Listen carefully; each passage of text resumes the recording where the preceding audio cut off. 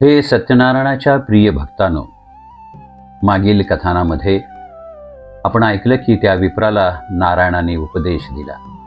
तो विप्र प्रत्येक गावोगावी जाऊन सत्यनारायणाच्या नवीन सत्यकथेचं विवरण आणि पूजन याचे महत्त्व सांगत असताना त्या ब्राह्मणाने केलेली पूजा एका मुळीविक्याने अर्थात सध्याच्या शेतकऱ्याने ऐकली.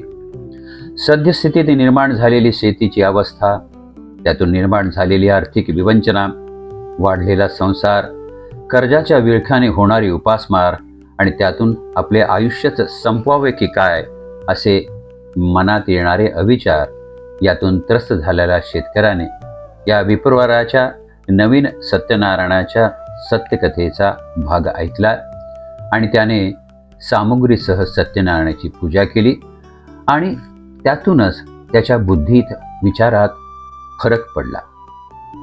तो शेतकरी विचार करू लागला, माझं काय चुकलं? विचार करता करता त्याच्या लक्षात येऊ लागलं की या साऱ्या नाशाला कारणीभूत तर मी स्वतःच आहे. मी माझ्या उपजाऊ जमिनीची योग्य मशागत केली नाही.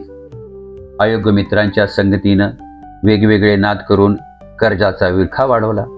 माझे सत्ताधीश तरी मला किती मदत करणार? ही जर परिस्थिती बदलावयाची असेल तर मलाच बदलावे लागेल. मलाच त्यासाठी प्रयत्न करावे लागतील. त्यासाठी त्याने पुन्हा त्या विप्राची भेट घेतली. सत्यनारायणाची पूजा कशी करावी, त्याचे आचरण कसे असावे याचा उपदेश त्याने प्राप्त केला. तो स्वतःच्या जीवनात स्वतःहून बदलासाठी उभा राहिला. त्याने पण केला, मी शेतीची मशागत करेन, शेतीसाठी बंधारे बांधीन, पाणी अडवीन, पाणी जिरवीन, तळी विहिरींची सफाई करून पाण्यात घाण किंवा रासायनिक द्रव्यांचा विनाकारण उपयोग करणार नाही. पाण्यात विषारी द्रव्ये मिसळणार नाही. जमिनीचा कस वाढवण्यासाठी नैसर्गिक खतांचा योग्य वापर करेन. माझा प्रपंच नेटका ठेवेन. वेगवेगळे नाद करणार नाही. मी माझ्या मुलाबाळांना योग्य शिक्षण देण्याचा प्रयत्न करीन. त्यांना निसर्ग संवर्धनाचा वारसा देईन. त्याने अशा प्रकारे ठरवल्यामुळे थोड्याच कालावधीत त्याच्या प्रयत्नांना यश मिळालं. त्याच्या आयुष्यात बदल निर्माण झाला. घाण पडलेली शेती सावकाराकडून सोडवण्यात तो यशस्वी झाला.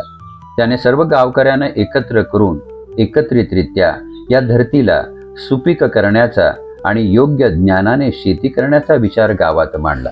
त्या विचाराला गावाने मान्यता दिल्यामुळे त्या गावाचा पूर्ण विकास झाला. त्या गावातल्या प्रत्येक माणसाने या नवीन सत्यनारायणाच्या व्रताची माहिती घेऊन यापुढे आम्ही निश्चयाने या व्रताचे आचरण करू अशी शपथ सत्यनारायणाच्या समोर घेतली.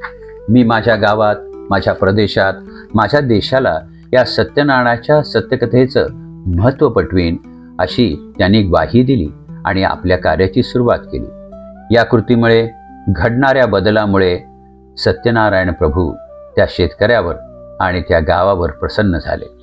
मुळामध्ये निसर्गाला आपलं समजणं, निसर्गासाठी स्वतःला वाहून घेणं हे भगवंताच्या प्रसन्नतेचे कारण आहे. कारण प्रत्येक निसर्गातल्या अणुरेणूवर भगवंताचीच सत्ता आहे, भगवंताचं अस्तित्व आहे.